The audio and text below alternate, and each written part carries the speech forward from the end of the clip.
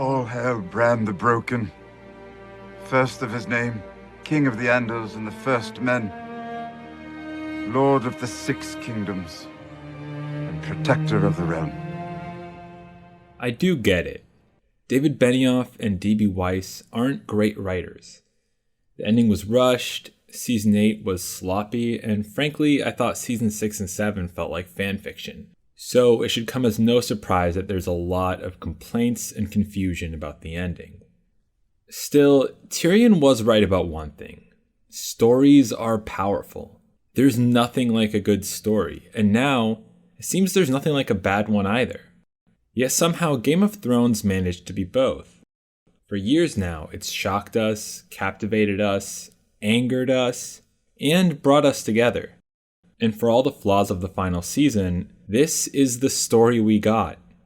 Books aside, all we can do now is to decide what to make of what the show gave us.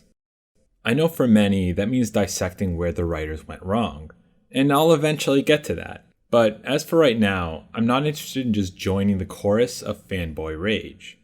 Instead, as a guy who did call King Bran, let me try to explain why this was always the direction the story was headed, and try to make sense of just what the ending meant, as broken as it may have been. Bran was always meant to climb to the top, and it's pretty clear upon rereading the first book that this was always the plan. Personally, I figured this several years ago when George R.R. Martin's editor, Anne Grohl, revealed that Bran's endpoint was the only one she knew. Obviously, certain things will differ in the books. I expect how he's chosen will be a little bit different, as well as how he acts. And Book Bran will probably rule from Harrenhal, not King's Landing. But the question most people have is, what does this mean? Why write this tale of handsome princes and beautiful conquerors, only to end with a crippled king? One reason why King Bran is so controversial is that he's probably the most poorly understood major character in the story. Bran's character arc at its core is pretty straightforward. He's a reference to Bran the Blessed, Frodo Baggins, and Rainbow Crow. It's the tale of a boy who is deemed so broken by his society that he's even mocked for not killing himself. So, believing the world will never have a place for him, he struggles to see value in his own life, eventually going beyond the wall in search of purpose, merging with a godhood, and fighting against the apocalypse. Much like the audience, the Seven Kingdoms doesn't really understand what Bran has become or how he helped save the world.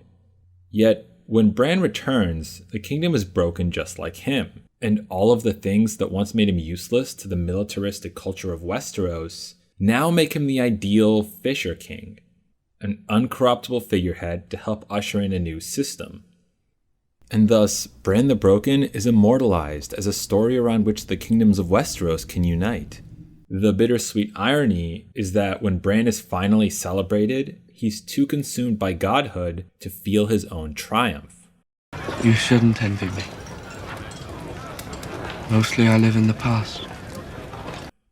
Bran's emotional distance from the audience is very much the point, and so is the abruptness of his coronation. Bran's arc doesn't move towards kingship. It's the arc of the Seven Kingdoms that moves toward Bran the Broken. Essentially, the message here is one of humility, a reminder that each of us is bound by blessed and cursed fates.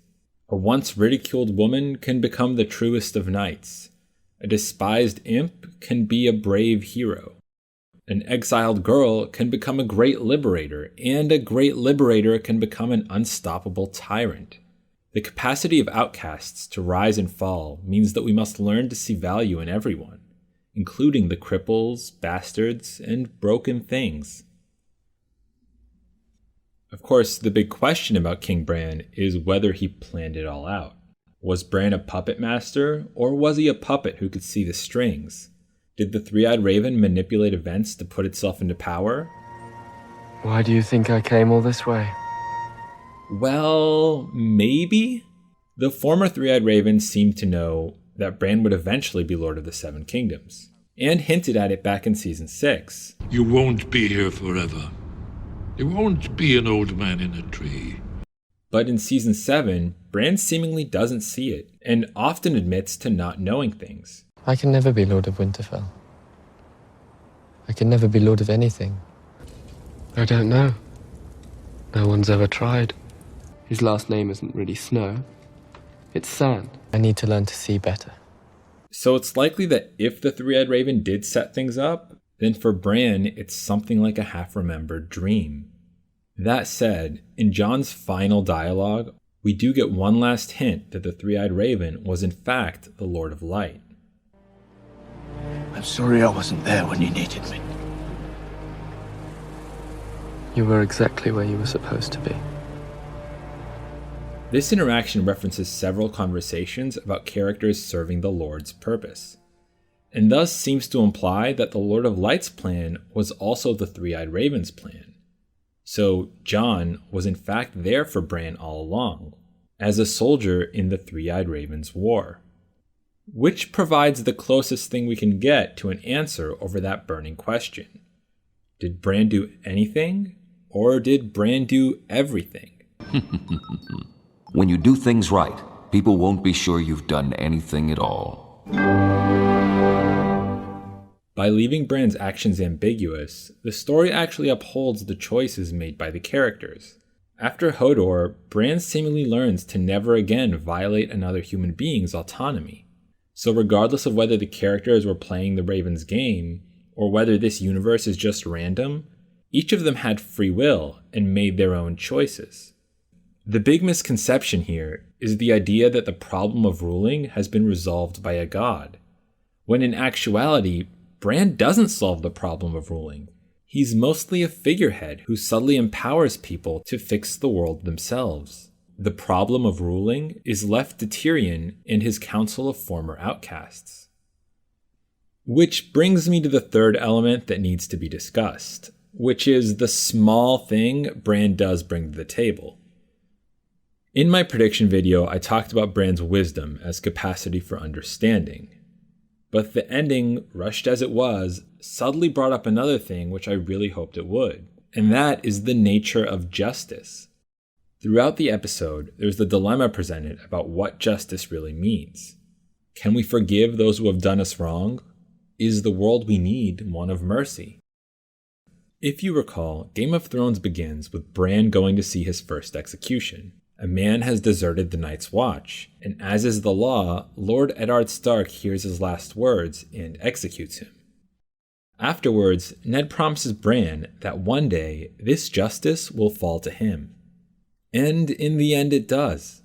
But where the story opens on an act of retributive justice, a form of justice framed around punishment, Bran's first act as king is to shift his kingdom towards a justice that is more restorative. As in, justice which focuses on rehabilitating the offender and reconciling with the community.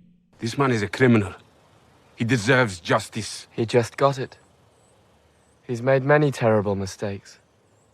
He's going to spend the rest of his life fixing them. Justice for Tyrion is to fix the problems he's brought upon Westeros by becoming Hand of the King. Justice for Jon is to return to the place he functioned best and act as king beyond the wall. Once again, Bran puts Jon exactly where he's supposed to be. And while the show explored these ideas so sloppily that it's hard to register, there's really nothing we can do about that. The time where internet rage could have shifted the direction of the show's writing is long gone.